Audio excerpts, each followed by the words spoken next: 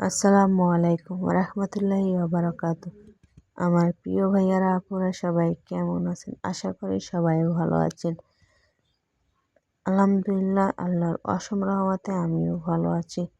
তো প্রতিদিনের মতো চলে আসলাম নতুন একটি ভিডিও। আজকে ভিডিওটা শুরু করলাম রান্না থেকে দুপুরে। তো এদিকে আমি পেঁয়াজ বাটা রসুন বাটা দিয়ে হালকা একটু ফ্রাই করতেছি।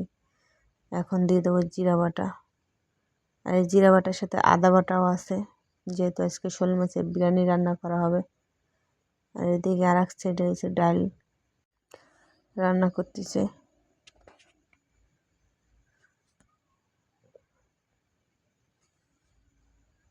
তো আমি এখন সামান্য কিছু তেজপাতা, গরম মশলা, এলাচ দিয়ে দেবো, দিয়ে কষাচ্ছি। এখন যেহেতু শোল মাছের বিরিয়ানি হবে, এখানে নারকেলের দুধ দেওয়া হবে।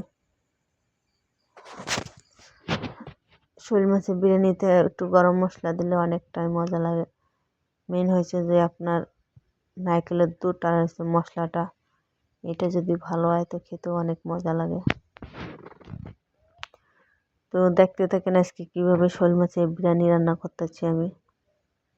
তো এদিকে আমি 3 চামচের মতন, 3 চামচ 3.5 চামচের মতন আমি মরিচের পাউডার দিয়ে দিলাম, সাথে হলুদের পাউডার দিয়ে দিলাম 2 চামচের মতন, সামান্য কিছু লবণ দিয়ে দেবো। এখন দিয়ে এটার একটু কিছুক্ষণ কষাবো।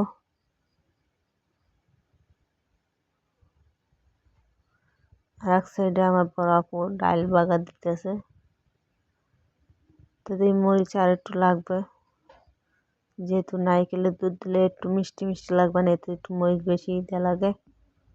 তো এই যে এখন শোল মাছগুলো কেটে রাখছিলাম আগে থেকে, দেই ছোট ছোট পিস করে।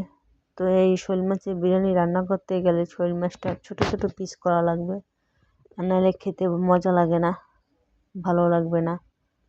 এভাবে রান্না করে দেখবেন আপনাদের কাছে কেমন হয়, রান্নাটা অনেক মজাই লাগে। আর আমার ভিডিওটি যদি আপনাদের কাছে ভালো লাগে অবশ্যই একটা লাইক, কমেন্ট, শেয়ার ও সাবস্ক্রাইব করবেন। প্লিজ পাশে বেল আইকন ক্লিক করবেন, যাতে পরবর্তীতে ভিডিও আপলোড করলে আপনাদের কাছে পৌঁছে যায়। আর এক সাইডে আমার বড় আপু কী করতেছে, কাঁচামরিচ আর চিংড়ি মাছ ফ্রাই করতেছে, মিষ্টি কুমার রান্না করবে। আর এদিকে আমি মাছটা প্রায় কষানো হয়ে গেছে, এখন দিয়ে দেবো নারকেলের দুধটা দিয়ে দেবো। তো এখানে প্রায় 1টা নারকেলের বেশি দুধ আছে, প্রায় 1.5টা নারকেলের দুধ হবে। তো আমি চাইছিলাম এই নারকেলের ঝোলটা একবার ভাজা ভাজা করতে। তো আমার খালা ছিল, সে বলছে না একটু ঝোল ঝোল রাখো, ভালো লাগবে খেতে। ঝোল টানাই ফেলাইলে আরও ভালো খেতে আরও মজা হতো।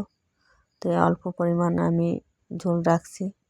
আর এদিকে দেখতেছি আমাদের বাড়ির সামনে একটা সাপ মুখে মাছ নিয়ে দৌড়াচ্ছে। তা সাপটা অনেক বড়ই ছিল, কীভাবে মাছটা কীভাবে ধরছে তা বলতে পারি না। দেখি সামনে থেকে মাছটা নিয়ে যাচ্ছে। আর আমার কথায় যদি ভুল ত্রুটি হয়ে থাকে সবাই ক্ষমার দৃষ্টিতে দেখবেন। আল্লাহ হাফেজ, সবাই ভালো থাকবেন।